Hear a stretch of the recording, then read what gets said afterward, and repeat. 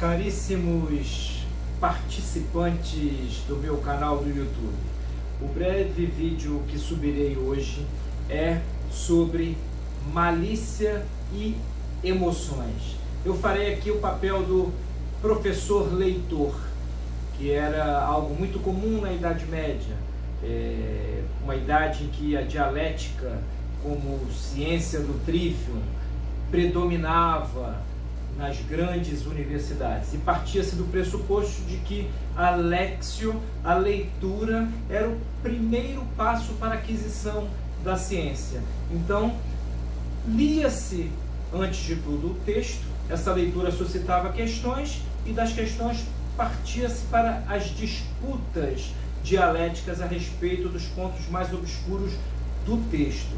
Então, o tema é um tema candente.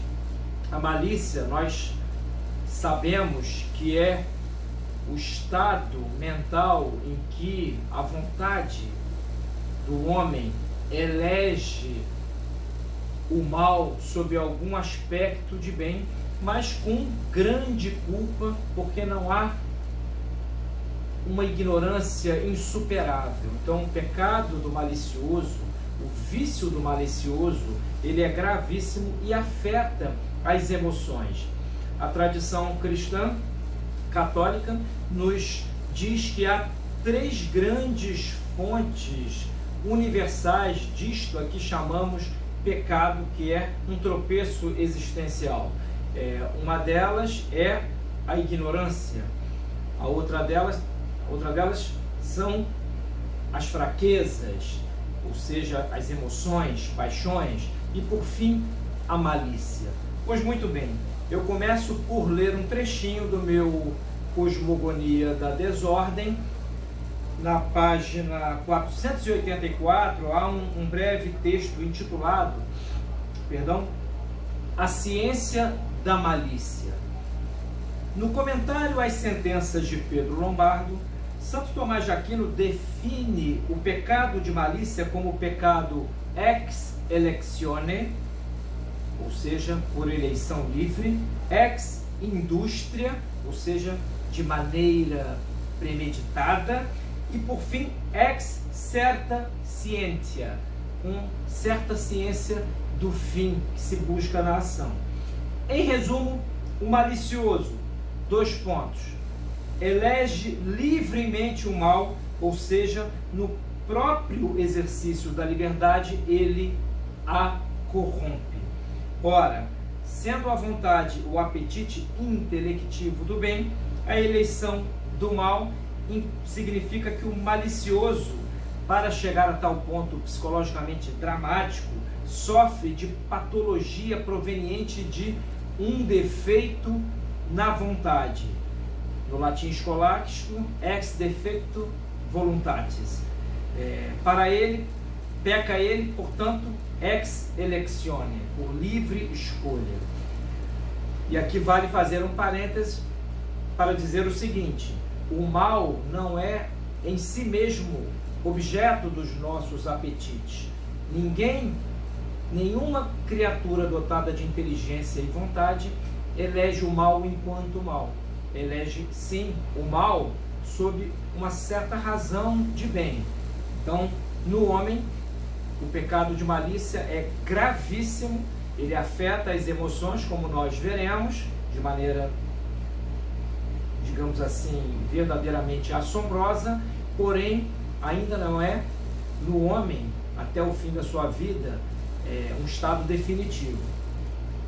Obra com engenho o mal, ou seja, ex industria. Ao contrário do sujeito que age movido por alguma paixão, ou seja, por alguma emoção forte, e é, portanto, suscetível de se arrepender depois de cessada a emoção ou paixão, o malicioso mostra-se industrioso ao bolar planos para fazer o mal a outrem, com o intuito de prevalecer obstinadamente a qualquer custo. Então, recapitulando, ele escolhe livremente o mal, obra com certa indústria o mal escolhido e, por fim, estuda os meios para conseguir, para lograr o mau fim. Daí dizer-se que o malicioso peca ex certa ciência, com certa ciência, ou seja, conhece ou procura conhecer bem os meios que perverterá em suas ações movidas pela má intenção. Então se pode dizer que a pessoa maliciosa ordena perfeitamente os meios em vista de um fim intrinsecamente mau. Pode ser um fim de lesar financeiramente alguém, pode ser o fim de lesar moral ou psicologicamente alguém, ou mesmo o fim de lesar espiritualmente, e aí neste caso é um ato verdadeiramente diabólico, uma emoção diabólica.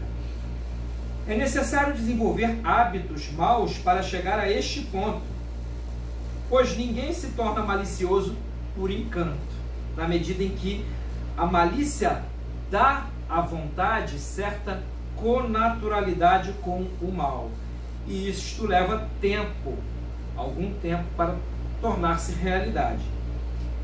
Um trecho conhecido do De Malo condensa o que se disse até aqui. Abre aspas. Magister Dixit, Santo Tomás. Peca por malícia aquele cuja vontade se inclina a um bem que tem claramente um mal associado a si. Portanto, é preciso que o mal que o malicioso quer oferecer a terceiros precisa de uma capa de bondade. A maçã do paraíso, diz a Sagrada Escritura, pareceu apetecível a Eva. E isto aponta para um arquétipo da sedução maliciosa. O malicioso é um grande artista dos véus. Ele lança véus, joga véus com aparente brilho de beleza sobre aquela maldade que ele quer incutir noutra pessoa. Eu aqui tenho em mãos um livro que eu tive a alegria de editar no Brasil, do português formado em Braga, Celestino Pires, Inteligência e Pecado em Santo Tomás. Eu acho que ele já está fora de catálogo, mas eu já vi que se encontra na estante virtual.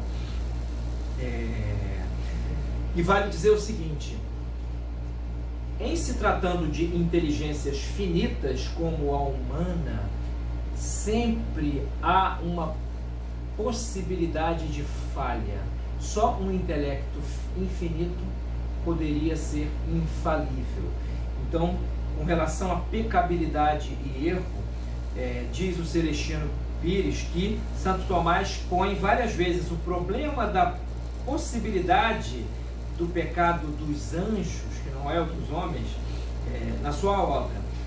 Nas sentenças, no seu comentário às sentenças de Pedro Lombardo, começa por observar que o fato do pecado dos anjos pertence à fé, ou seja, não tem como demonstrá-lo de uma maneira apodítica, de maneira decisiva. Mas o que me importa apontar aqui é para uma analogia com o vício de malícia humano.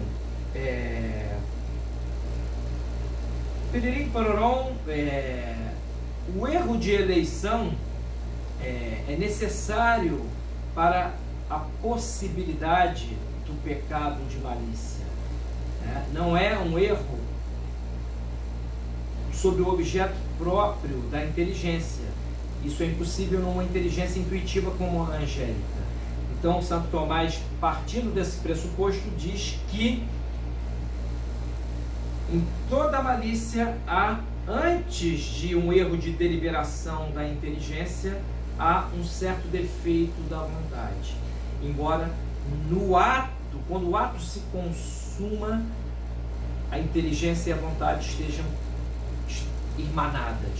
Então, eu aponto para isso apenas para observar o seguinte: é óbvio que para se chegar a esse estado, as emoções de uma pessoa precisam estar absolutamente desconectadas dos bens que integram o mundo, entendido aqui como conjunto de entes. toda e qualquer doença psíquica implica certo apartamento entre a inteligência e o ser objetivo das coisas. É assim, por exemplo, nos delírios esquizofrênicos, certos delírios de persecução, a pessoa se sente perseguida sem estar sendo perseguida. Então, em toda patologia anímica, há uma certa desproporção entre aquilo que o homem sente e pensa e aquilo que a realidade pensada e sentida é em si mesma. Então, meus caros, da mesma maneira como é necessário ter fortaleza, desenvolver a virtude da fortaleza para suportar os males da vida, da nossa vida neste mundo, em sentido contrário, a ausência de fortaleza conduz como ao seu fim, a uma espécie de fim natural, entre aspas, a malícia. Ela conduz a pessoa à malícia. Por isso que eu costumo dizer que as pessoas que são vitimistas costumam ser implacáveis, e nessa sua implacáveis para com as demais. E nesta sua implacabilidade para com as demais está inserido, está implicado um grave vício de malícia. Então, não se pense que as emoções que sentimos são alheias aos valores aos quais aderimos. Se esses valores são correspondentes, se eles encontram correspondência na realidade objetiva das coisas, é óbvio que serão valores positivos. Se eles não estão em comunhão com as coisas, serão valores negativos. Então, estejamos todos muito atentos, porque cada um de nós, em alguns momentos da vida, acaba cometendo atos maliciosos em graus distintos. Não tenhamos essa ilusão, ao modo de Jean-Jacques Rousseau, de que o homem é bom por natureza, o homem neste mundo aqui. Esse otimismo antropológico gerou algumas das grandes monstruosidades do século XIX e também do século XX. O homem é um ser capaz de falhar e, portanto, capaz de maldade. E quando chega ao estado de maldade, que é o estado de malícia, ele necessariamente já está por completo desregulado emocionalmente. As nossas emoções, elas não são brotoejas repentinas que nascem do nada. Elas têm uma conexão com os hábitos que desenvolvemos, mentais e também físicos, e a realidade objetiva das coisas, implicadas aí as circunstâncias. Então, tenhamos isto sempre no nosso horizonte, todos nós que queremos chegar a um estado de equilíbrio emocional básico. Pois muito bem, meus caros, era este o recado do breve vídeo de hoje, no meu canal do YouTube, e eu lembro aos amigos que hoje, nesta quinta-feira, dia 4 de fevereiro de 2021, nós subiremos a última aula, a última live da série Emoções, e será apenas para os inscritos. Há na descrição deste vídeo um link para inscrições, ainda há tempo para inscrições, então eu digo a vocês que querem assistir ao desfecho dessa série, que se inscrevam. O nosso objetivo, meu e da psicóloga Nina Rocha, que coordena os meus cursos de psicologia atomista, é ter pessoas interessadas. Essa sexta e última aula será gratuita, como as anteriores, mas apenas para os inscritos. Tem tempo ainda, gente. Vão aqui embaixo, inscrevam-se e até breve. Fica só a provocação. Os inscritos nesta última live terão um bônus de 50% em algo que eu não vou dizer agora, mas direi lá. Aquele abraço, meus amigos.